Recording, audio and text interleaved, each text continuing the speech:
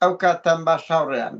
ئەمڕۆ لەگەڵ یەکێک لە بنەماڵەی قوربانیانی تریژە دەسەڵاتی پارتی داین کە هەمووی کەمتر لە 3 مانگ نەموبەر ئەم جارە مامۆستایەکی وانە بێش شەهید مامۆستا جیهان بەڕشێوازێکی نوێ شێوازێکی تر بە ڕووداوەکی گوماناوی تیرۆر کرایە. ئەمڕۆ بنەماڵەی شەهید مامۆستا جیهان بەیاننامەیەکیان بڵاو کردەوە. ئێمە لەو ڕوانگەوە پێمان خۆش بوو لە نزیکەوە گفتوگۆ لەگەڵ برای مامۆستا جیهان بکەین. کاک شاخەوان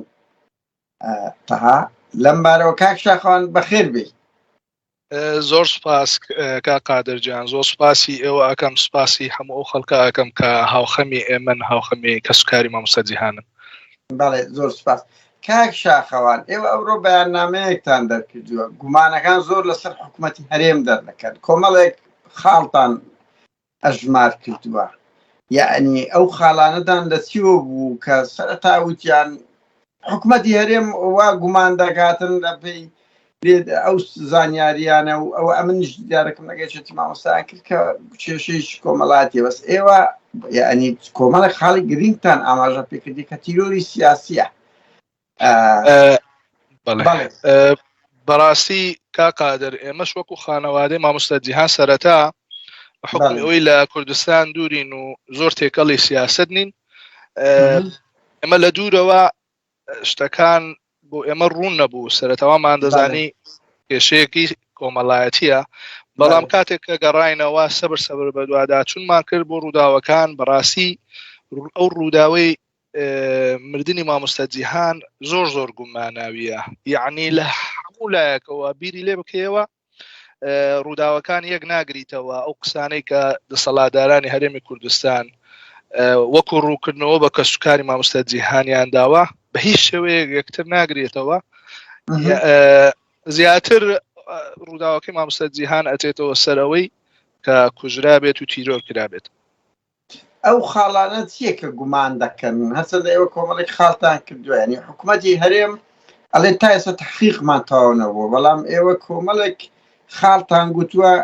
کە ئاماژەیە بۆ شێوازێکی نوێ لە تیرۆری سیاسی. بەڵێ بەڕاستی کاک قادر ئێمە کاتێک کە گەڕاینەوە کوردستان ئەو خاڵانەی کەوا بۆمان دەردەخا کە مامۆستا جیهان تیرۆر کراوە لەو ڕۆژە ئێمە بە ڤیدیۆ پێمانە بە بەڵگە ناو ماڵەکەی کە دەرگاکە ئەشکێندرێ، ئێمە ئەچینە ژوورەوە، مامۆستا جیهان نانی بەیانی خواردووە، ڕۆیشتووە دەوامی قوتابخانەی خۆی کردووە بە ئاسایی تا سەعات 2. لە سەعات 2 لە مەکتەب دەرئەچێ مەعاشێکی کۆنی مەکتەبی سۆزی کچان وەرئەگرێ 150,000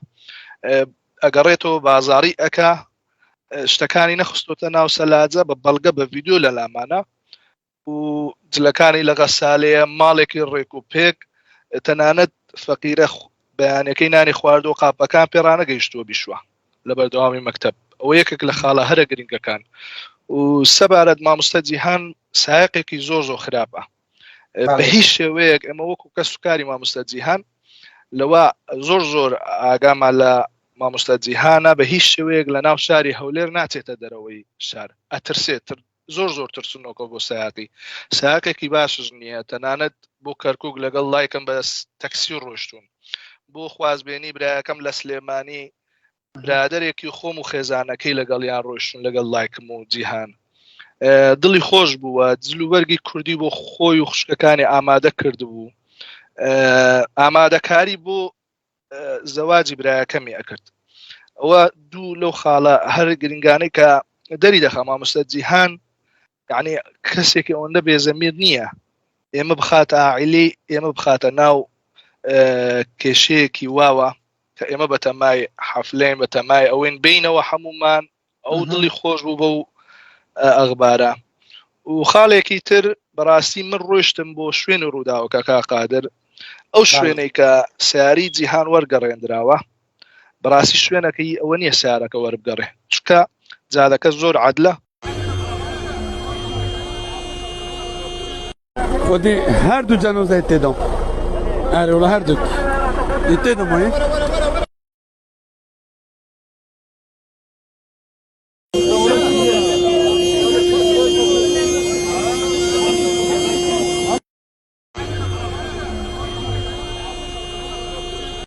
ودي هر دو جنازه تدام آره ولی هر دو تدام هایی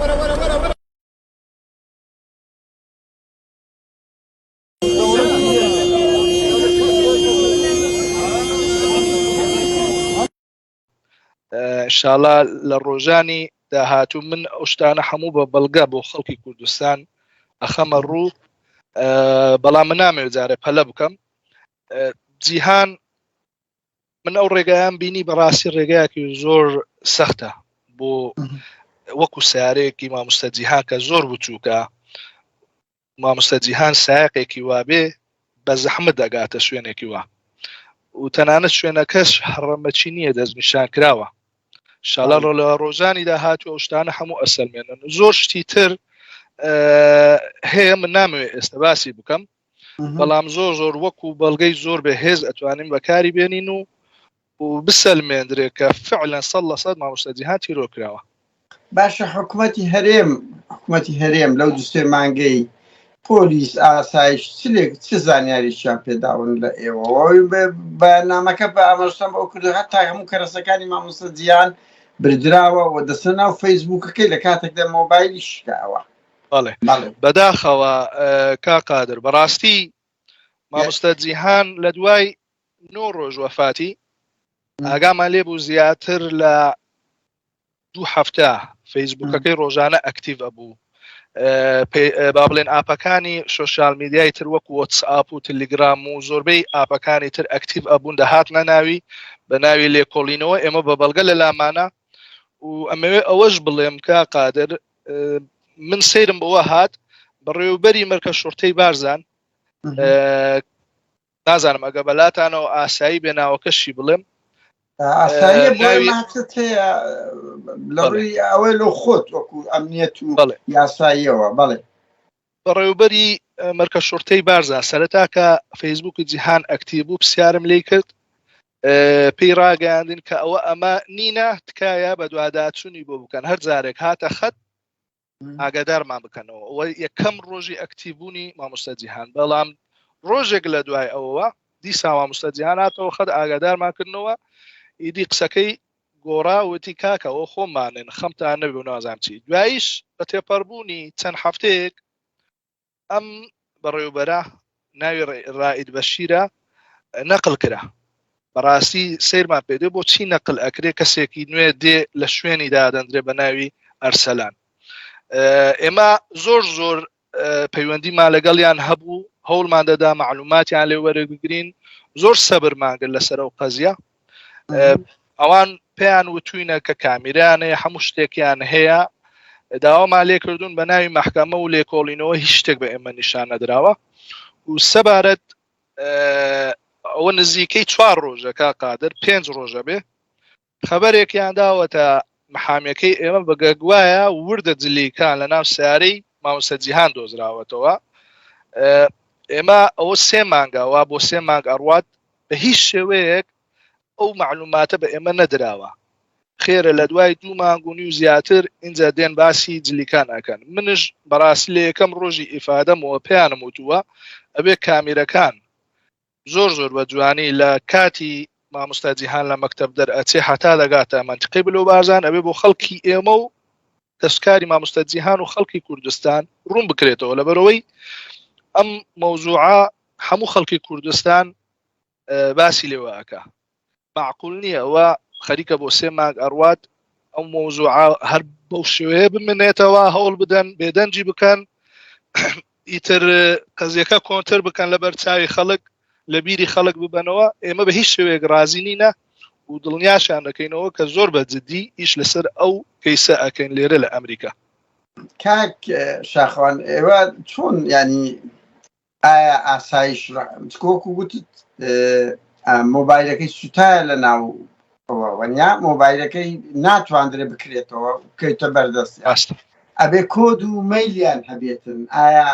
ئاسایش لەگەنگۆ قەداوای کۆد و مەیل و شتانەیان کردیە یان کۆدەکانتان دەزانی پێتان دابن ئەگەناوە لە قودرەتی ئەوە نییە ئەگە کۆد و مەیل نەزانرێ کود چوینە ناوی ئەگەر مۆبایلەکە نەبرترابی ینی ڕەنگی مۆبایلش خیان لە ناو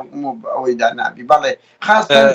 بەر لە شەهیدبوونی چەندین پۆستی کرد کە هەموو پۆستەکان جێگای گومانە مەسەڵەن باسی کوڕی کۆسرەت ڕەسوول دەکا کە یعنی هیچ کۆنتاکتان نەبووە لەگەڵی وانیاوەیەک لەو خاڵانە زۆر ڕاستە بەڕاستی کا قادر سەبارەت بۆ سوشیال میدیایی کە چۆن هاتوونەتە ناوی طبعا هەموو شتەکانی مامۆستا جیهان ئەوان حجزیان کردووە بە سیمکارتەکەیەوە پێم وایە پێویستیان بەوە نییە کە داوای کۆد لە ئێمە بکەن سیمکار لە لای ئەوانە پێیان ڕاگەیاندوو کە مۆبایلەکەی سوتاوە ئیتر ئەوان بە چ ڕێگایەک دێنە ناو سوشیال میدیای مامۆستا جیهان ئەوە بخۆیان ئەزانن ئەو پرسیارە ئەبێ ڕوبەڕووی ئەوان بکرێتەوە و سەبارەت بە پرسیاری دووەمت ببوورەکە قادر پرسیاری دووەمت چی بوو هەر لەسەر ئەو بوو کە کوڕی کۆسرە ڕەسوول و سوشیال میدیای بەر لەوەی شەید بێ کۆمەڵێک پۆستی کردبوو لە پۆستەکانە کە لەگەر هەموو چەند ساڵەی مامۆستا جیهان نەدەگونجا واتە ینی شتێک کە درۆ بێت یەک ناگرێتەوە خۆش ئاماژت پێ کرد مەسەڵەن 19 پۆستیان کرد یەک لەوانە ئەو بوو کە وەسیەتی لەو کوڕەکانی کۆسەر کرد بوو کە ئێوە ئەڵێن هیچ کۆنتاکتیان نەبووە لەگەڵ ماڵی کۆسەر یان مامۆستا جیهان کادیرێکی دیارەکێتی نەبووە بەڵێ کادیرێکی نەبووە بە هیچ شێوەیەک ئێمە لە کەسوکاری عائیلەی جیهان و جیهان خودی خۆشی ئێمە بە هیچ شێوەیەک حیزبایەتیمان بۆ هیچ کەسێک نەکردووە و دوور و نزیک کاکشاڵا و کۆسەر ڕەسوول بە هیچ شێوەیەک جیهانی نەناسیوە چکە ئەم قسەیە لەلایەن کەسێکی زۆر نێزیکی کاکشاڵاوەوە بە ئێمە وتراوە و بەرپرسیاری وتی بەرپرسیاری ئەو قسەیەش هەڵەگرم پێی ڕاگەیاندون کە نە مامۆستا جیهان نە شاڵا و کۆسەر ڕەسوول لە دوور و نێزیک یەکتری ناناسن دوش بە دوواداچوونم بۆی کردووە زۆر بە وردی فعلەن 100% ئەمانە بە هیچ شێوەیەک یەکتر ناناسن جگە لەوەی ئەو پۆستانەی کە لە سەر فەیسبووکی مامۆستا جیهان کراوە کا قادر ئەگە کەسێک تۆزێ خوێندەواریەکی باشی هەبێ ئەتوانێت ئەو نوع پۆستانە بکە خۆزگا ئەو پۆستانی مامۆستا جیهان کە پێشتر کودویەتی زۆر ئەکتیڤ بووە لە فەیسبووک و لە ئاپەکانی تری سوشیال میدیا کەسێکی نووسەرە نووسینەکانی زۆر زەحمەتە فەیلسوفانە ئەینووسێ بە زەحمەت لی تێئەگەی ئەو نووسینانە ئەو پۆستانەی کە کراوە زۆر سادە و ساکارن بە هیچ شێوەیەک لە نووسینی مامۆستا جیهان ناچێت و من لەوە زۆر دڵنیام هەموو کەسێک ئەتوانێت ئەو نەعو پۆستانە لەسەر پۆستی هەر کەسێک کە بیوێ ئەتوانێت ئەنجامی بدە بەڵێ کاک شاخەوان ئێوە لەو ڕۆژانە چوونە واشنگتن ڕێگایەکی دووری درێژتان بڕی لەگەڵ هاوژینەکەت کۆمەڵێک دیدارتان کرد سکاڵاتان کرد و ئایا پەیوەندیتان بە دەستگا هەواڵگیری و پۆلیسی FBI ئەمریکی کردووە و بەرنامەتان چییە لەسەر ئەو کەیسە چکو حکوومەتی هەرێم ئەوکۆی دیارە تا ئێستاکە خەمسادێکی نەک خەمسادی هەموو ئەو کەیسانەی بەخۆی ئەگەر دەست تێدا نەبیتن بە 24 سەعات بە 48 سەعات بە ئەو پەڕی هەفتەیەک دەیخاتە سەر شاشەی تەلەڤیزیۆنەکان بە زەوانەی بەخۆی تێدادی 20 ساڵ 30 ساڵە هەمووی نواندووە ئەزێوە بەرنامەتان چییانی لەو بارەی کە هاتوونە واشنگتن کۆمەڵێک دیدارتان کرد کۆمەڵێک کاری چالاکیشتان کرد کە دەستان خۆش بی بەڵێ ئەوەش بڵێم ئەسکاڵە لەسەر چێ تۆمار دەکەن بەڕاستی کا قادرجان ئێمە هاتنی ئێمە بۆ واشنگتن دیسی وەکو چالاکیەک ئێمە دەمانەوێت بە حکوومەتی هەرێمی کوردستان ڕابگەینین کە بە هیچ شێوەیەک لەسەر کەسی مامۆستا جیهان بێدەنگ نابین و سەبارەت بە دیدارکردنی دوو ڕێکخراوی مافی مرۆڤ بەڕاستی چونکە یەکەم جارمانە ئێمە ڕۆیشتین بۆ واشنگتن دیسی تۆزێک بێ بەرنامەیی هەبوو بۆیە داوایان لێ کردوین کە طبعا معلوماتی کەیسی مامۆستا جیهانیان لێ وەرگرتوین و پێیان وتوین زۆر بە وردی بە دوواداچوونەکەن وعدی هیچ شتێکی گرنگیان بە ئێمە نەداوە بەڵام هەوڵ ئەدەن لەسەر کەیسەکە ئیش بکەن بە دوواداچوون بکەن و داواشیان لێ کردوین کە لە ڕۆژانی داهاتوو گروپێکی دەنەفەری بڕۆین سەردانیان بکەین ئێمەش ئەو گروپە ئەگەر بە تەکیدی لە چەند هەفتەی داهاتوو ئەڕۆینەوە واشنگتن بۆ گروپەوە تەنیا سەردانی یەک ڕێکخراو ناکەین هەوڵ ئەدەین دەستمان بگاتە زۆربەی شوێنەکان بۆ ئەوەی کەیسی مامۆستا جیهان بە شاراوەیی نەمێنێتەوە حکوومەتی هەرێمی کوردستان ئەوێ بکوژانی مامۆستا جیهان ئاشکرا بکەن ئەو زەختە لەسەریان دروست بکرێ و طبعا ئێمە خۆت ئەزانی کا قادر لە ئەمریکا و ئەوروپا شتەکان زۆربەی بە ئیمێل و تەلەفۆناتە ئەو نییە بڵێ زۆر ئیدی هەر شتێکت هەبێ بچی سەردانیان بکەی ئێمە لە ڕێگای ئیمێلەوە ئەو بەیاننامەیی کە دامانناوە بە ئینگلیزی و بە کوردی و شیکەینە عەرەبی ئەینێرین بۆ زۆربەی شوێنە هەرە گرنگەکانی جیهان لە ئەمریکا و ئەوروپا و کوردستان و تەنانەت کۆنسولخانەی ئەمریکاش لە کوردستان بۆ مۆزوعەی جیهان ئەزانن و ئاگادارش بوون ئەو ڕۆژەی کە ئێمە وەکو خانەوادەی مامۆستا جیهان ڕۆیشتن بۆ بلەوبارزان داواشیان لێ کردین کە سکوریتی خۆیان ئاسایشی خۆیان لەگەڵ ئێمە بنێرن بەڵام ئێمە ڕەتمان کردەوە تەنیا ئاگادارماکردنەوە لەوەی کە ئێمە ئەڕۆین بۆ شوێنێکی ئاوا لەسەر کەیسی مامۆستا جیهان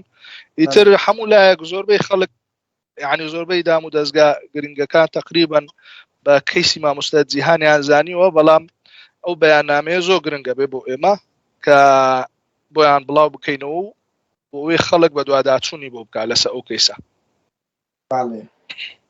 بەڵێ کاک شاخوان شتشکی ئەوەمان نییە بەڵام یەک شت ئێوە بە حکمی ئەوەی زۆربەتان ڕێگەزنامەی ئەمریکیتان هەیە زۆربەی بنەماڵەکەتان ئایا لەگەڵ FBI ئەوانە هیچ تەنسیقەیە و ئایا لە ڕووی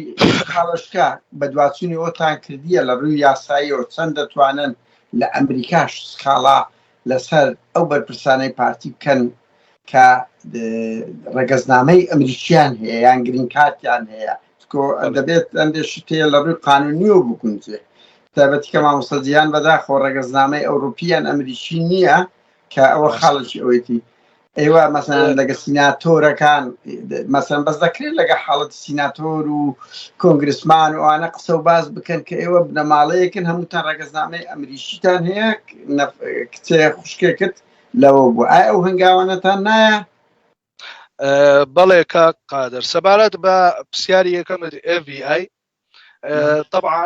ئێمە لێرە پێیان ڕاگەیاندین کە زۆر گرینگە قسە لەگەڵ FBI بکەین من و برایەکەم بەیەکەوە بە گروپ قسەمان لەگەڵیان کردن زۆر بە وردی پرسیاریان لێ کردین هەموو معلوماتەکانی مامۆستا جیهانیان لێ وەرگرتین لە فەیسبوکەکەی لە شێوازی ڕووداوەکەی لە شوێنی ڕووداوەکەی هەموو شتێکمان کە پەیوەندی بە کەیسی مامۆستا جیهانەوە هەیە پێیانمان ڕاگەیاندون بەڵام کاک قادر خۆ دەزانێ ئەوە جیهەتێکی زۆر ئەمنیە ئەمان ناتوانن زۆر شت هەیە لە لای ئێمە باز بکەن بەڵام پێیان ڕاگەیاندون زۆر بە وردی بە دوواداچوونی بۆ ئەکەن من لێرە دەسەڵاتدارانی هەرێمی کوردستان ئاگادارەکەمەوە زۆر دڵنیابن لەوەی کە ئەم کەیسە ئەبێ زۆر زۆر بە وردی و بە حەقی خۆی بگەینن دەستی چی تێدایە ئەگینا بەڕاستی ئێمە دەست لە وەستان نابین هەموو هەوڵێکی خۆشمانە دەین سەبارەت بە سیناتۆرەکان ئێمە ئیمێل و ژمارە هەموو سیناتۆرەکانمان وەگرتووە و ئەو بەیاننامەیە بۆ هەر هەمویان ئەنەرین قسەمان لەگە سیناتۆرێکی ئەمریکا کردووە کە لە میشیگنە بەداخەوە ئەو پێی ڕاگەیاندین کە مامۆستا جیهان سیتیزنشپ نییە کەسێکی ئەمریکی نییە پێی ڕاگەیاندن خۆزگە ئەگەر سیتیزنشپ وایە زۆر زۆر یعنی ڕاستەوخۆ تەداخلی ئەو کێسیانە کرد بەڵام ئێمە وەکو کەسوکاری مامۆستا جیهان کە 11 کەسین لێرە هەمومان جنسی ئەمریکیمان هەیە حەقی خۆمانە کە تاکە کچێکمان هەیە لە کوردستان لێرە بە حەقی خۆمان بگەینن بە تەکیدی من لێرە جیهەتێک پێی ڕاگەیاندوم کە کەیسی مامۆستا جیهان وەکو شکایەتێک لە دەسەڵاتدارانی هەرێمی کوردستان داخلی چەند کەیسێکی تر بکرێت بۆ ئەوەی حەقی مامۆستا جیهان نەفەوتێت من بە خۆشحاڵیەوە معلوماتەکانم پێیان داوە بەڵام وعدی پێ نەداوم کە 100% ئەم کەیسا دەتواندرێت داخل بکرێت یان ناچکە ئەمان زیاتر لە 2 ساڵە خەریکی ئەوەوە ئەو ئیشەن کە بتوانن حەقی خەڵک لە دەسەڵاتداران وەربگرنەوە تێگەی ئێمە طبعا وەکو وعد پێیان نەداوین کە 100% وەرئەگیرێ بەڵام ئەو مەحامیانەی کە ئەوان هەیەە بە دوواداچوون لەسەر ئەو کەیسە ئەکەن بە جوانی لە دوی ئەبن ئەگەر قبولیان کرد ئەوە یەکێکە لەو کەیسانە لەگەڵ کەسەکانی خۆیان داخلی ئەگەن ئەگەر نا ئێمە بە تەئکیدی حەقی خۆمانە کە شکایەت لە هەر کەسێک بکەم سیتیزنشپی ئەو ڕەزیدنت لە ئەمریکا ئیقامەی هەبێ یا جنسیەی هەبێ و دڵنیاش بن لەوەی ئێمە دەست لە وەستان ناوەستین ئەوەی لە دەستمان بێ ئەیکەن و حەقکردنەوەی مامۆستا جیهان. بەڵێ زۆر سپاس دەکەن کاک شاخوان هیوادارین لە ماڵەکانی تری قوربانی کاتێک نەوەکانیان کچوکڕەکانیان دەکەونە بەر ئەرهابی پارتی وێچێتی ئاوەوە کە ئێوە ڕێگاکانی مەدەنی ئەوڕۆپی ئەمریکی بگرنە بەر بۆ ئەوەی سنوورێک دامدرێت بۆ ئەو تیرۆرە سیاسەن. دووبارە کاک شاخوان زۆر سپاس دەکەن ئێمە بە هەموو شێوێک پاڵپشتیتان دەکەین ئەوەی لە دەست ئێمەدا بێ و ئەرچی هەموو دەنگەکی ئازادە پشگیری و بنەماڵە قوربانیانە بکاتن بۆ ئەوەی سنوورێک بۆ ئەرهابە دابنێت. زۆر سپاس کاک شاخوان. قوربانتم کاک قادر. ئاخر قسەم ئەگەر مەجال هەبێ من ئەمەوێ لێرە سوپاسی هەموو ئەو کەسانە ئەەکەم کە هاوخەمی ئێمەن هاوخەمی کەیسی مامۆستا جیهانن من بەدڵەوە سوپاسیان ئەەکەم و داواکاریەکەم هەیە کە بە هیچ شێوەیەک نەهێڵن ئەو کەیسا بە ئاسانی لەسەر دەسەڵاتدارانی هەرێمی کوردستان تێبپەڕێت بۆ ئەوەی خوێنی تر نەبێتە قوربانی. بەڕاستی ئەگەر خەڵکی کوردستان بەدڵ و بەجیان لەگەڵ کەسوکاری مامۆستا جیهان بن ئێمە بە تەئکیدی ئەتوانی حەقی مامۆستا جیهانیان لێ بکەینەوە و نەهێڵین جارێکی تر گەنجی تر بێتە قوربانی لە هەرێمی کوردستان. زۆر زۆر سپاس. زۆر سپاس کاک شاخوان نمونەتان بەرز بێت و تەمەنتان درێژ بێت دڵنیا بە خەڵکی ئازادی خواست هەموو لەگەڵتان ڕادەست. زۆر سپاس. دانی خۆشەویست زۆر سپاسی ئێوەش دەکەین. زۆر سپاس بۆ کاک شاخەوان کە ئەو کاتی لەگەڵ ئێمە سەرف کرد و ئاوا بە گروتینەوە ئەگەرچی داخوازی خوشی خۆیتی بەڵام ئەو کەسێکی ئازادی خواست هەم سەنگەری مەیدانی هەم سەنگەری یاسایی و خەباتی ئەمریکی گرتووە و زۆر سپاس بە ئەوی بینێری خۆشەویست کە ئەو ماوە کاتە لەگەڵماندا بوون گوێتان لەو تاوانەی تر و ئەو هەوڵانە تر بوو کە بنەماڵەی مامۆستا جیهان خەریکرد. سپاس بۆ کاک ڕەنزەر گراویش کە لە ستۆدیۆ لەگەڵمانە ئەو بەرنامەی ڕێک دەخاتن. زۆر سپاس بۆ هەموو لایەک کاتت خوش.